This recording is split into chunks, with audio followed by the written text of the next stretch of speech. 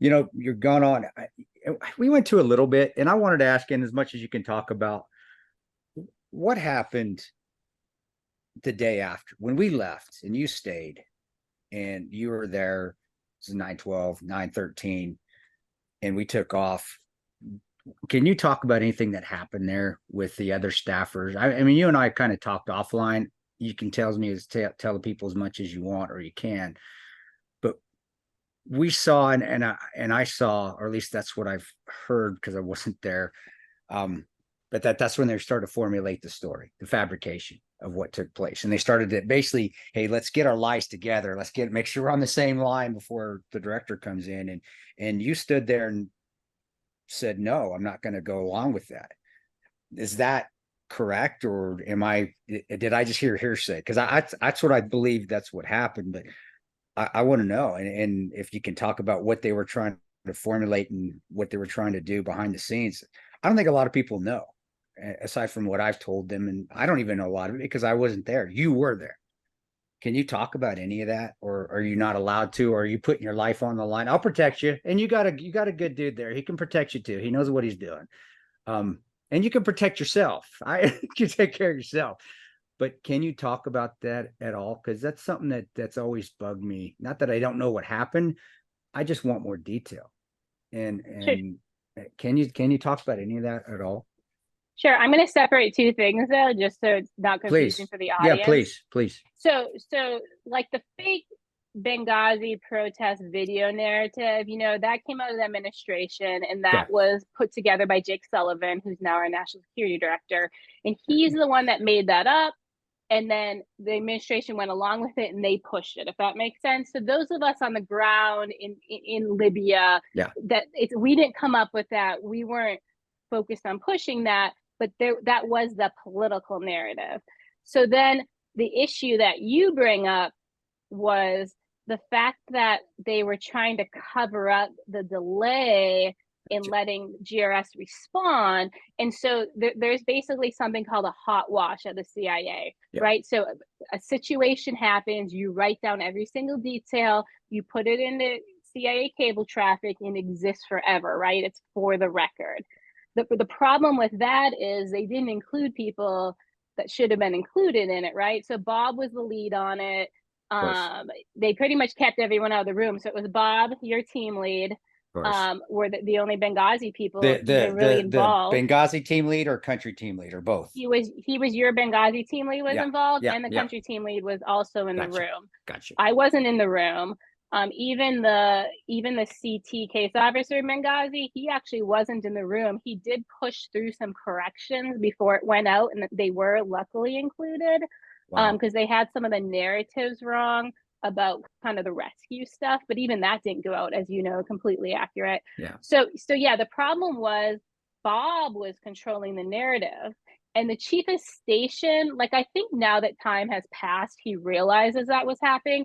But at the time, he didn't, and he backed Bob, and he Yeah. let incorrect information go out because he was like, hey, this is my chief of base. Of course, he's telling me the truth. Of course, he's being honest. Like I said, I feel if someone walked up and asked him now, he would say, the chief of base was full of shit. So I'm not putting it on him, right? He was believing his Well, counterpart. and he was relatively new because our old one that was Yeah. solid, old SAD job. I wish he would have been there. Mm-hmm. Holy shit, we would have had the cavalry. But he had just left, right? So the new that Yeah. new He'd chief had been there been there. like a What? week or Yeah, something. it wasn't long at all. Gotcha. Yeah, so I don't, the chief of station wasn't influencing, which was good. It's just with Bob. But the one thing the chief of station did go to bat on, remember, we got the video Yeah, a week later. So we I got the remember that. video from the US consulate surveillance and then the CIA annex surveillance, and we watched them. So we knew when we got the video, of course, there was no protest. Protest. And Yeah. he backed us on that. And the crazy part is the CIA headquarters would not change their analysis. That So where we would write caveats like Tripoli Station does not agree to this, and they were supposed to include our caveats in all these reports. Who knows if they did? But yeah, they would not change their assessment even with the video. So wow. that was scary. Yeah, and nobody. Why did nobody when the narrative kept getting out there wrong? I know we're trying to be secretive and all, but when it kept getting out there wrong, I was shocked that nobody from the office said something, or somebody didn't. Everybody, shit, we're seeing leaks all the time. Leak this, leak this. If it goes to some certain narrative, but nobody said a word until what, almost a year later, after we all got back from Yemen, that we are the ones that had to say it. And I was just, why did nobody say, hey, this is bullshit? And because you guys obviously, you knew it was bullshit. You knew right off the bat. And Bob was bullshit. And so was our local team, not our country team leader, but our local team leader. Why didn't somebody just stand up and say, no, this is wrong? Because they just let it go. It's like they, hey, you know what? We're not saying any lies, but we're not going to fucking correct it. So did they want it to continue to spin out of control like that, where it was just complete horseshit, just so they didn't have to take culpability in what took place? Or was it an honest mistake and they just said, oh, it just didn't catch it soon enough, which seems odd to me. There's much to make fun of the agency. There are very smart people, and they maybe not common sense all the time, but very, very smart. I would have thought somebody would have said something eventually, and it never happened. Yeah, there's multiple answers to this. Wow. One is the fact that the analysis was horrible coming out of the CIA at the time. And the fact was they moved a bunch of people to work it, and they weren't Libya experts. They really didn't do the job well. And so just the analysis piece was really done bad. Second, their senior leaders should have obviously stepped in when the analysis was wrong, and they didn't. And then remember, I was in Tripoli this whole time. We didn't even understand how it was being portrayed as much in US media, right? Because we watched local media. We worked 13, 14 hours a day. So remember, it was in November when General Petraeus came out. And that's the first time I actually heard him say, yeah, there's BS about, us not responding immediately. And then that's the day I wrote a complaint to the Inspector General. So it was a lot of people need to understand is when you're in the CIA, you don't just go to the press and say, hey, this is a lie. You have to go to the Inspector General. And so my complaint went through the official channels to the Inspector General saying, hey, the director of the CIA has been informed correctly about the situation on the ground. And here's the things he said that were incorrect. So that was in November when he became aware for the first time that he'd been lied to. But you were reprimanded for that, weren't you? And that didn't go anywhere, right? Because I don't remember it going anywhere. And maybe it did, but by that time though, I was also heading off to Yemen, and I was leaving. And I am saying, well, I don't watch the media when I'm overseas. I watch football. I watch the Fashion Network. Russia Fashion Network. Oh my goodness, when you're by yourself, a bunch of dudes, dude, at night when the bikini models come on, believe me, guys, the guys that have deployed know exactly what I'm talking about. And we watch Russian music videos because they're more risque. I got it down, man. I got it down. But we don't watch the news. That's one thing we don't watch. But yeah, I do remember later hearing that you did that, and I know you did. But I don't remember at that time, still nobody stood up. You did the right thing. And I found about 6 months later that you did that after I was able to talk to you. And kudos to you. That's fucking awesome. That takes a lot of balls. We had more balls than any of the dudes there at Tripoli by far. But it didn't go nowhere, or did it? And I just didn't see it because I wasn't watching the media, and all I was concerned about at that time was just getting reacclimated and being okay in Sana'a. At that time. So what happened? Anything come of that? Because I didn't see it, but I may have just missed it. I'll tell you the reprimand story, and then I'll tell you what came of it. Okay. So what happened is when Petraeus was still there, I didn't wait to do the IG. I actually gave a letter to his chief of staff.